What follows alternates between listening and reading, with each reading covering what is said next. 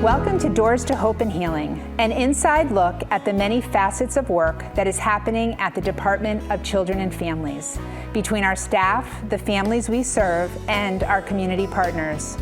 My name is Jaqueline Ford. I have had the honor of working for the department for almost 30 years. And although I may be familiar with many of the topics we bring to you, I have invited experts in those fields to help us dispel the myths and misconceptions that can often be barriers to our work. Join us as we open our doors and invite you to have a seat at our table. And thank you so much for being on the set of Doors to Hope and Healing. You're an old friend of the show. You were on before in your role of the Director of Community Relations.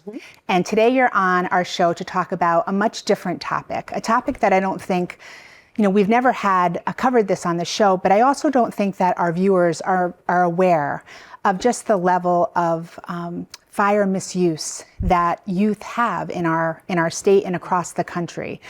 So let's begin with that. What motivated you to have an interest in creating a level of awareness about youth fire setting? Well, in my previous job, I was the director of the central placement team. That team was responsible for placing youth in residential services, both in-state and out-of-state.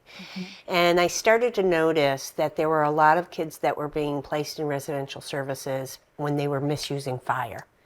And my colleagues in Massachusetts had a conference that I attended and really learned about the topic and became very interested in understanding why youth may misuse fire.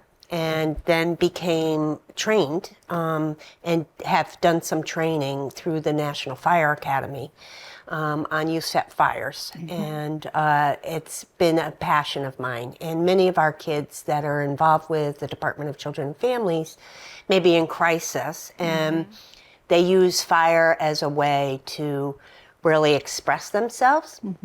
They may do it out of curiosity or in their crisis, or it's really about the intent and motivation of the fire. And then I became involved and started the statewide steering committee, which really kind of develops programs across the state for the issue. So talk to us about that. You're very passionate about this topic, and what does the steering committee do to help us with our work? So steering committee is made up of a number of different people and different disciplines. I partner very closely with the Connecticut Fire Academy and the trainer, as well as the state fire marshal. We have a number of people from fire service, mental health, and we have folks that really are interested from the state police perspective. They do arson investigations, so we have a detective from the state fire and explosion unit that's on the steering committee. And the steering committee really is a statewide consultant group so that we can really figure out how to support the fire service in developing these programs. They don't have any funding, and the programs mirror the national programs that the National Fire Academy curriculum outlines. So there's a coalition, and people of all walks of life are part of that coalition. And the steering committee was very instrumental in passing a law in 2019, as well as juvenile justice folks were on the steering committee. And they support and develop some guidelines of really what a program should look like. So there has to be somebody that's trained to work with youth. We call it interventionists, and that is trained through the Connecticut Fire Academy. We also have child welfare is represented because there's a lot of folks that need help from the Department of Children and Families. And so they're part of the group that really kind of does the regulations and getting DCF employees and staff and social workers to know about the issue so they can get kids the proper help. We also work with trying to get different funding as the statewide steering committee. If a grant is out there, we would work together to get a grant or try to support the fire service. So what's the main mission or goal of your steering committee, would you say? So it's really about identifying the needs of each community and helping this fire service to begin a program. So it's not only training them, but how do you develop a program? Again, they should have operating procedures, they should have proper documentation. We often mentor them.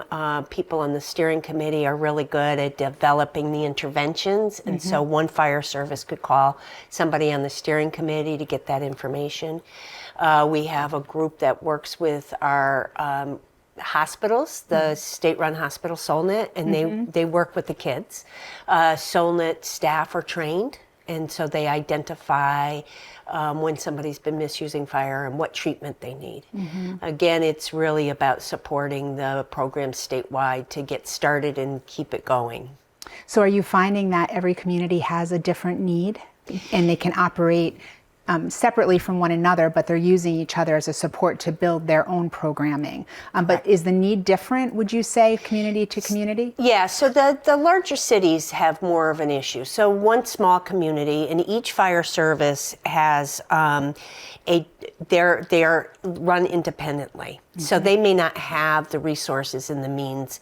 So we try and bring those smaller communities together because they may only have one or two a year, whereas the larger cities, Hartford, Bridgeport, New Haven, they have more referrals than any other area. And when kids are really struggling and they have issues outside the fire setting, they can have some support from either mental health or boys and girls clubs are also very instrumental if there's some juvenile justice piece of it.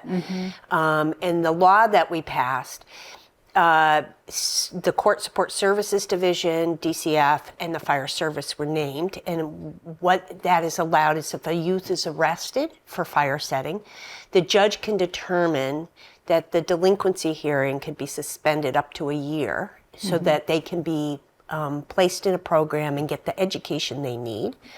And then hopefully the kids will not light another fire. Nationally and internationally, we know that less than 2% of kids that have gone through this program will ever recidivate. So that's pretty amazing outcomes. What is the program like that these children will go to? So the intervention is trained on understanding how to build rapport with the youth first. And so they really get to know the child, get to know their strengths, their needs, and then they will develop an intervention based on what the intent and motivation of the fire is. So if it's purely curiosity, it's about education of the consequences of fire setting. If somebody's in crisis, they may partner with a mental health facility. If somebody does it to destroy property or to hurt somebody, the intervention is going to really be about a restorative justice approach. We have a number of videos and films. We sometimes have kids write consequence letters. We have kids that will volunteer with elderly or with a VA to really build empathy. And so it's very important to know what's going on. The arson laws are not based on intent and motivation. They're based on the potential loss of life or the potential loss of property. So kids may not necessarily know that they could have an arson charge, which is a felony, when they are curious. And so this law has allowed us to really kind of look at what the kids are, what their lives are like, what their community's like, and get them into pro-social activities and build a relationship and have them learn about the consequences of fire. Wow, that's so interesting. So each training is really built around that particular child's need. It's a real individualized training. And who actually does the training with the child? There's volunteers that actually, I know we talked about this offset, who will sit with that child and work with them to understand, all the different facets of what what they need to learn? So that would be the interventionist that's trained by the Connecticut Fire Academy. And it is a 2-day intensive training, and at the end they can take a test and get certified. And so anybody that has any fire marshal's office or fire service that have a program, they must have not only an interventionist that's trained, but have all the components laid out by the National Fire Academy. So we do the 2-day training, and then the Connecticut Fire Academy trainer works with those interventions and the fire service to develop their program. And then if they need the support, that's what we offer. And not every community has this work. Why do you think that is? Why do you think that we don't have this? In Connecticut, like most states in the United States, they have a large number of volunteer fire departments, right? There's what they call career fire departments and volunteer. So there's no funding for this. And when we passed the law, it was during a time that the budget would not allow us to have funding for it. So it's difficult. And many of our interventionists, even though they're passionate about it, they have to leave their position and go back on the line, or they retire. And so if you have an interventionist that is leaving the program, then the program goes away. So we're really working with the steering committee. How do we build the infrastructure to keep it going? And what we're facing here in Connecticut is a national problem. I participate in several different very large groups within the United States to really kind of see what's happening in California or Colorado or Michigan. The national trends. Yeah, and then I'm part of a international firesetting association as well that do youth and adult fire setting, and we're really trying to raise awareness and be able to say this is a community problem. This isn't just a fire problem, a fire service problem, or a problem for DCF, but it's really all of ours. We have a fire every single day, and we've had an enormous amount of deaths since January. And kids misusing fire is a number one reason for death.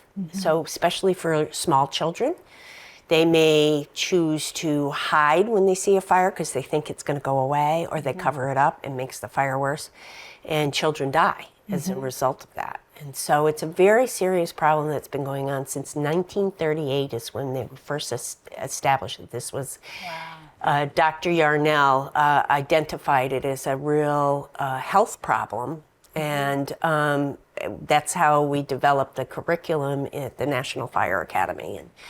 And it's very effective, but we need some support and understanding and awareness to keep it going. Because it's such an important issue, and when you talk about even the curiosity, the child does not anticipate that there's going to be a loss of life. And, I can just imagine a child being frightened about what they just caused and then that becoming a catastrophe. What do the national trends suggest?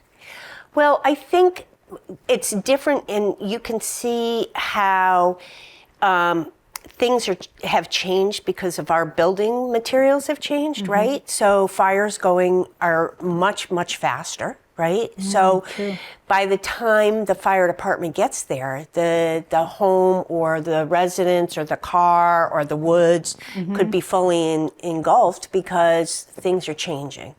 One of the difficulties that we have is keeping good data. So right now, our data that we're pretty sure about comes from the crime statistics.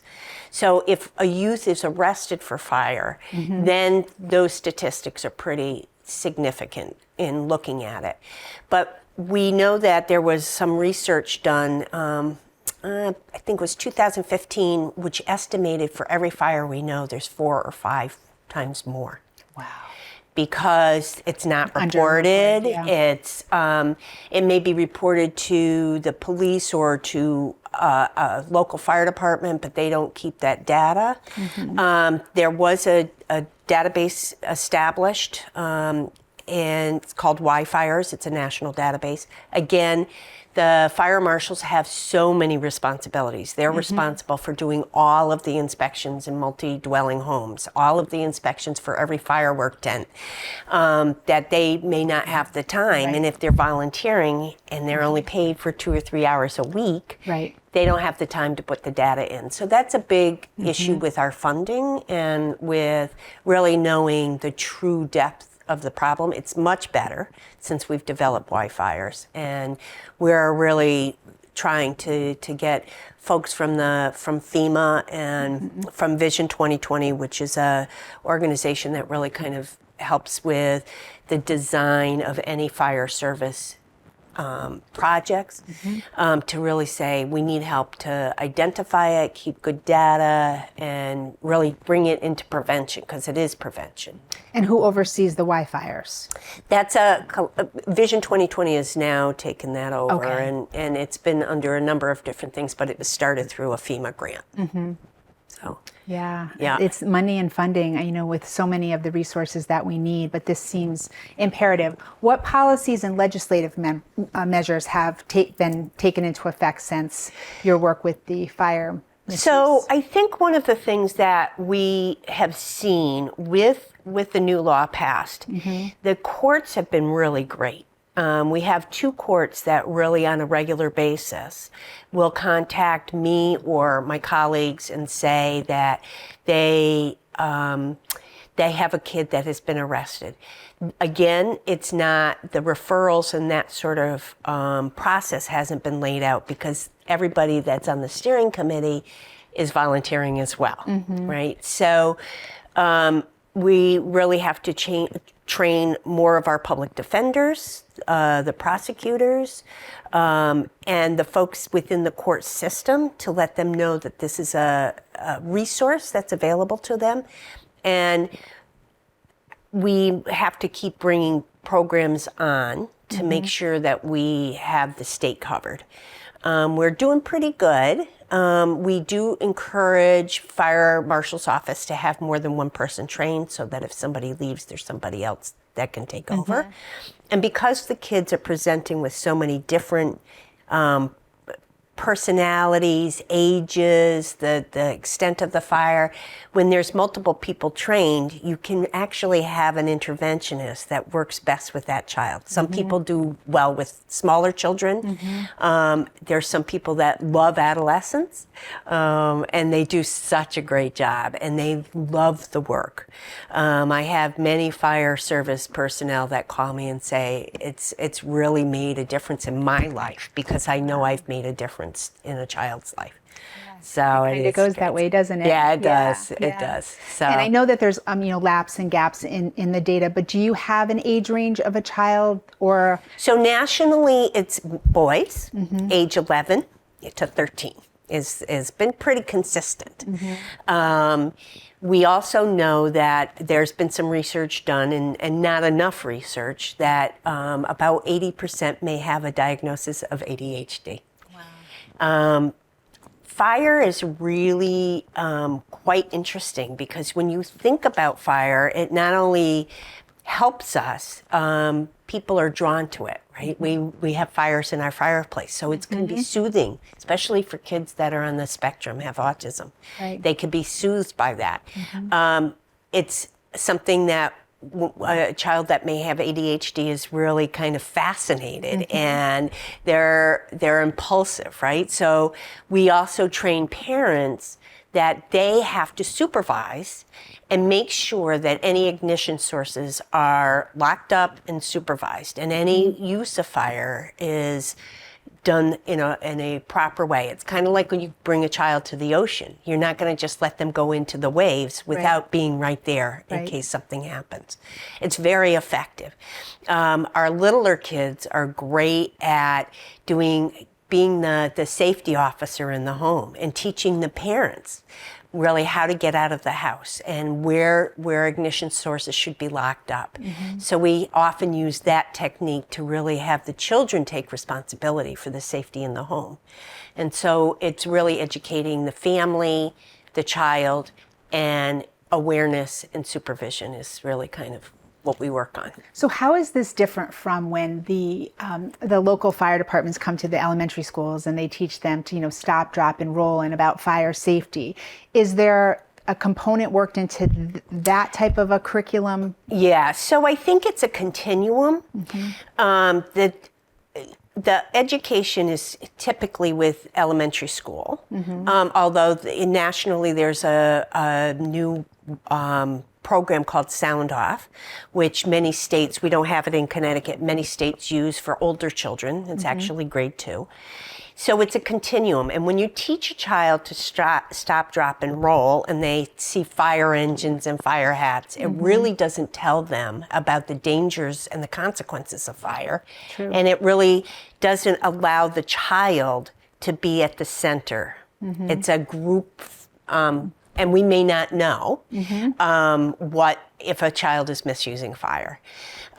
We have developed through our iFires Association, we are just now piloting a program where there would be a questionnaire where school personnel, anybody, a coach, pediatricians can start asking questions about fire safety in the home and misuse of fire to raise awareness, and then offer them resources to get that education. So would that questionnaire be as an assessment tool if there was a concern about a child, or just as general awareness? Right. And because assessment is a clinical term, this is really a questionnaire or a screening so that we are aware of the issue. And so it really is, again, raising awareness and making sure that parents are paying attention to this. We often don't think about it, right? We often think about campfires and people maybe out there having a good time, drinking beers, throwing things into the fire. We're not always aware that our behavior in fireworks, the child's watching. And we have a number of children that, because they're not taught the right way, use fireworks or misuse fire because they've seen their parents do that. So we ask questions about smoking in the home and how do you really deal with fire, and how do you teach children to use it as a tool and have some respect for it. Right, because of how devastating it could be. Yes. And we only have a few minutes left. Are there any tender-hearted stories that you can share? I know you can't share any names or any type of describing information, but anything on your mind? Yeah. So one of the cases that I dealt with early on was a case, a DCF child was in foster care. He started a fire in a school bathroom. He was 14 years old and had been in foster care for most of his life, and his foster parents were very committed to him. And he was in detention for almost a year. And I finally got called and they said, we really need an interventionist to come see him. The interventionist called me and said, I have met with this young man. He was an AB student. He's a great artist. He was a cartoonist. He plays baseball. There was no intention to hurt anybody. We did a full assessment on him, and during that time that he met with the young man confessed to him that a gang had told him if he didn't like the fire in the school, they were going to kill him and his foster parents. They stood outside the foster home every day and threatened to kill his foster parents. When he finally told that story, we were able to go and testify in court, and he was facing 10 years. Wow. He got 3 years probation. He is now in his 20s. He is an amazing young man, and his life, he was given his life back. And here he had spent a year in detention for something that he would not give up this gang because he was so afraid for his foster parents. And everybody came together. The community came together. Our psychologist did a full evaluation. And the interventionist is the one that brought that forward and got him the proper help. And I will never forget just his joy on his face that finally he could tell the truth and never got in trouble again, as far as I know. But wow, what a courageous young boy, and really a true testament to how this whole process can work Yep. to benefit the child and make the community stronger. Yep. Before we end today, if you could just share with us, do you have a wish that in 5 years, that if you were to look back on this program and the work that's being done, that, where do you see this program being in 5 years? I think not only for our state, but across the nation, I hear this over and over again, is that we need help to build an infrastructure. It doesn't make sense for everybody to do it on their own and duplicate efforts. And really having the support of both the courts, DCF, the fire service, to really have an infrastructure to keep it going. So when one fire service person leaves, or myself or a clinician that is not aware of how to work with this, that we have that infrastructure. And for DCF, I think supporting foster parents and having them understand that these kids are just kids, right? That this is a behavior just like any other high-risk behavior, and children are doing this behavior for a reason, and we keep it going. We know it's successful. We just have to really make sure that the fire service is supported, the kids are supported, the foster family supported, clinicians are trained, and so that they're not afraid of this. And that would be my wish, is really just to have it keep going, and as people leave, institutionalize it. With that same passion and vigor that you've had. Yeah. I'm going to advise all of our viewers when we end this segment to watch the video, Sean's story. Can you briefly tell us just an abstract of what that's about? Sure. My colleague and very good friend is a director of risk management at University of Michigan, and she works very closely with the burn unit at University of Michigan. And she met a young man many years ago that started a fire in a school, and it caused a lot of problems for his family. It cost a lot of money for his family, and as a way to give back, he agreed to do this video. Sean is his name, and it was sent to everybody, every fire marshal in the nation. And people can get it on seanstory.org. And it really talks about his journey. And we use that video for a lot of our adolescents to really say, when you're thinking of doing something down the road, there may be some consequences. And he's very eloquent and really talks about the impact it's made to him, his life, and his family. And really that you should always, you think of fire as something that is a tool and not as a weapon. And how long is the video? Is it a short video? I think it's 15, 20 minutes. It's been a while. With that comes a toolkit that several of us participated in putting together for mental health. And that's the fire service will then understand how mental health often impacts kids' ability to make those decisions wisely. And so it has a toolkit to it, and it's free, and they can just go online and get the video. Well, thank you. Thank you for being on the show today to talk about such an important topic. Thank you. Thank you for watching Doors to Hope and Healing. If you would like more information on fire misuse by youth, please visit the Department of Children and Families website that's on the screen.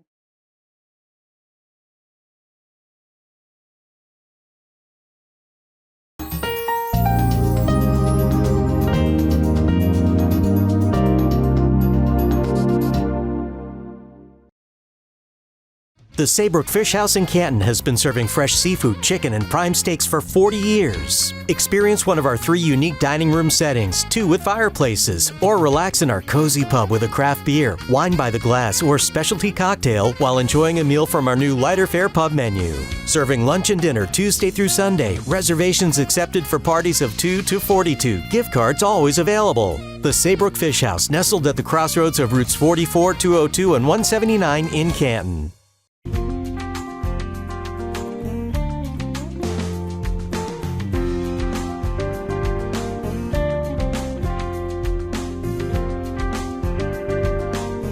Follow us on Instagram at nutmeg.tv.